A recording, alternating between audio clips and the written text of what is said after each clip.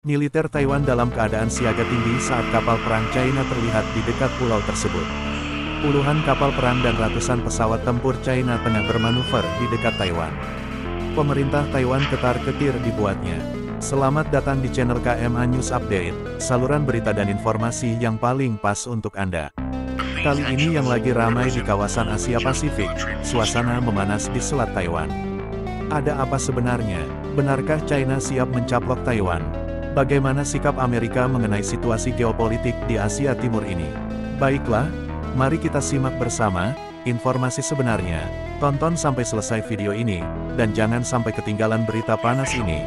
Oke, inilah berita selengkapnya.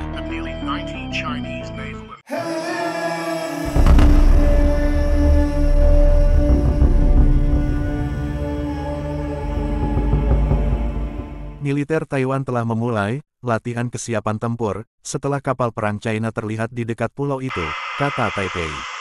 Para pengamat telah benar mengenai spekulasi mereka bahwa Beijing telah melakukan latihan militer besar-besaran sebagai tanggapan atas pertemuan Presiden Taiwan Lai Ching-te dengan Ketua DPR AS Mike Johnson di Guam sebelumnya.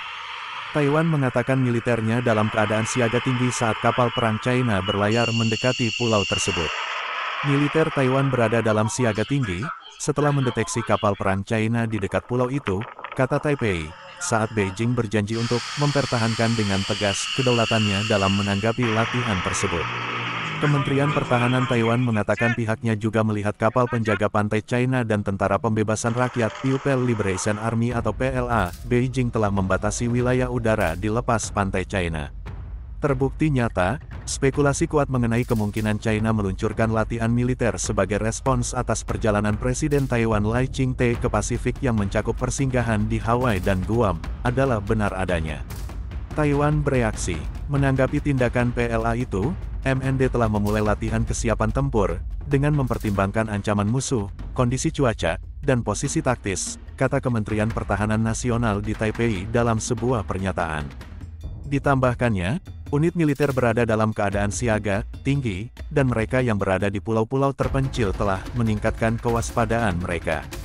Kementerian tersebut mengatakan pasukannya telah mengidentifikasi formasi Angkatan Laut Komando Teater Timur, Utara, dan Selatan PLA, bersama dengan kapal penjaga pantai, yang memasuki wilayah sekitar Selat Taiwan dan Pasifik Barat.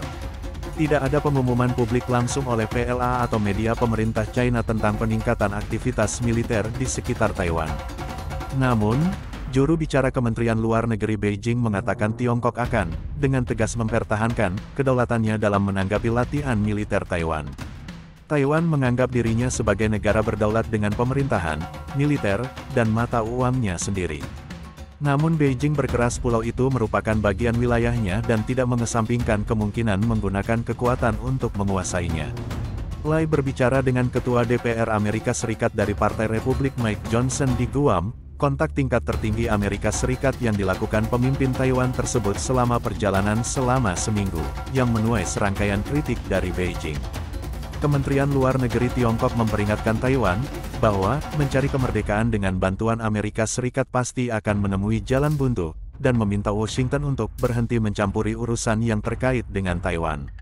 Menanggapi pertanyaan tentang latihan militer China di sekitar Taiwan setelah perjalanannya, Lai mengatakan kepada wartawan bahwa mengangkat tangan tidak sebaik membuka tangan. Tidak peduli berapa banyak latihan militer, kapal perang, dan pesawat yang dikirim Tiongkok untuk memaksa negara-negara tetangga, Tiongkok tidak akan bisa mendapatkan rasa hormat dari negara manapun, kata Lai.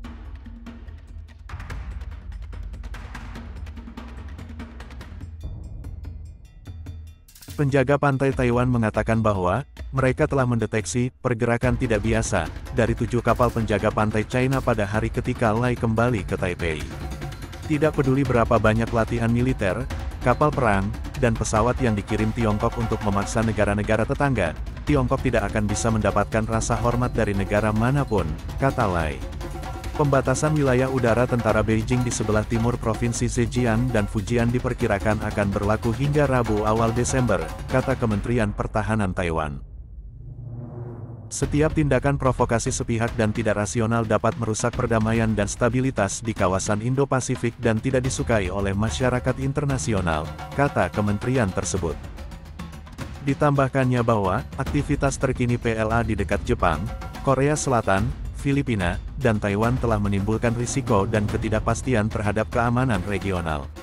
Dari informasi terbatas yang tersedia, 7 wilayah udara terlarang kemungkinan digunakan untuk 2 tujuan utama, pengujian rudal dan simulasi zona larangan terbang, yang merupakan kondisi wilayah udara yang diblokir, kata Su Suyun, pakar militer di Institut Penelitian Pertahanan dan Keamanan Nasional di Taipei, seperti diberitakan AFP.